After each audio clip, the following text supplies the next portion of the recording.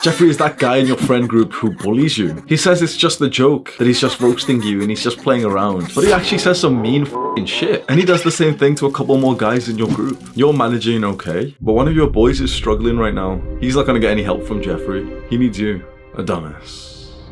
Adonis looks out for his brothers. In fact, he looks out for his entire tribe and the tribes around him. He understands how fragile the human psyche can be. And so he's always ready to give his friends support, to listen to them, to show them that they're loved and valued. Because it's with his friends, with his brothers that Adonis has grown so much and he will continue to grow. It's as a team that we grow. There is at least one, if not a couple of guys that you know that you might be kind of close to that are heavily struggling right now. We make a lot of jokes on this channel and, you know, Jeffrey and Adonis, but like, young men are killing themselves. And for every man who kills himself, there's got to be tens, hundreds of guys who are like quite close. They just stay in that dark, purgatory place for months or years. What is it that they need? The easiest answers are actually the symptoms of the thing they need. A lot of people say, oh, they need money, they need a better job, they need better habits, they need to stop taking drugs. Well, yeah, but these are symptoms of something else. Do you know what it is? Mental health. Feeling loved and valued and connected. You know, social connection is actually the most important factor of happiness. How well connected you feel to your family, your friends, and any kind of relationships that you have. There is at least one guy who is in your mind right now who is struggling, who has been struggling for a while, and you may be feeling like a sense of guilt right now. You've just been stopped in your tracks. You were just going to watch another Hamza video, and now you're thinking like,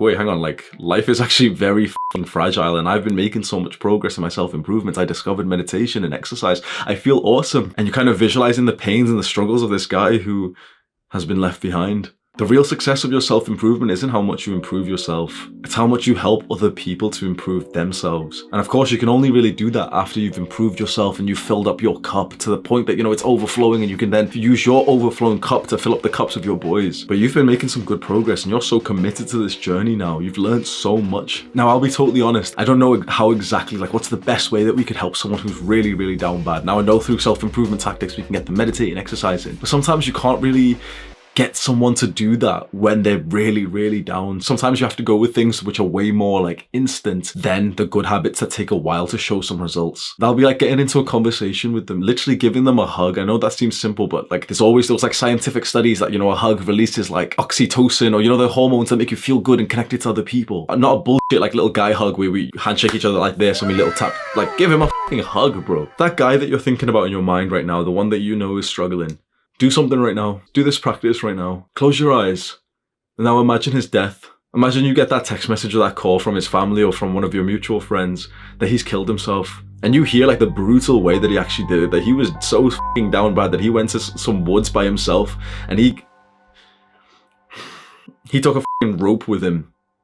He did it in some kind of like violent way that like you need to kind of visualize right now to just kind of see the reality of this situation. Or he was sat at his desk and he saw like a bunch of pills and he took, like, he overdosed. And you don't just die quickly from something like that. Like, you suffocate, you like literally foam at the f***ing mouth. We don't talk about these things. Oh, Hamza, this is too, shut the f*** up. You really start to see that, like, the reality of those situations. You know, you hear about it in like news stories, like, oh, someone killed themselves. Oh my God. When you start to really play like the mental movie of your mind, imagine you're in third person watching it happen. Something else happens, like you just realize how f***ed this situation is. Now, does it seem so gay to like give your homie like a real hug? Does it seem like, oh no homo, shut the f*** up, bro? Does it seem cringe to send your friend like a message or like, you know, just randomly call your friend and just say like, oh bro, I'm bored, let's just go for a walk together. Oh come bro, let's go to the shop, I'll buy us some food, let's just like sit in the park or some shit.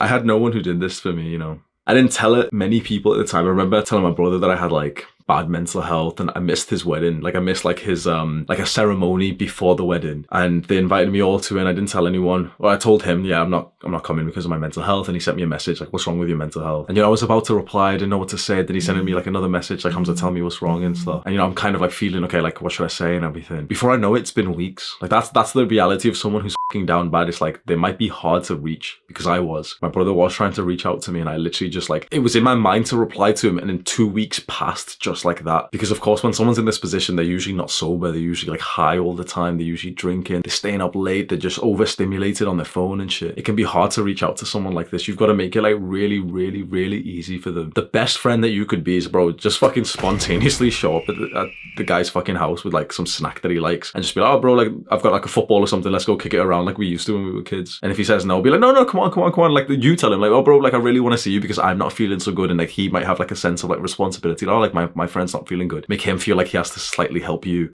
Yeah.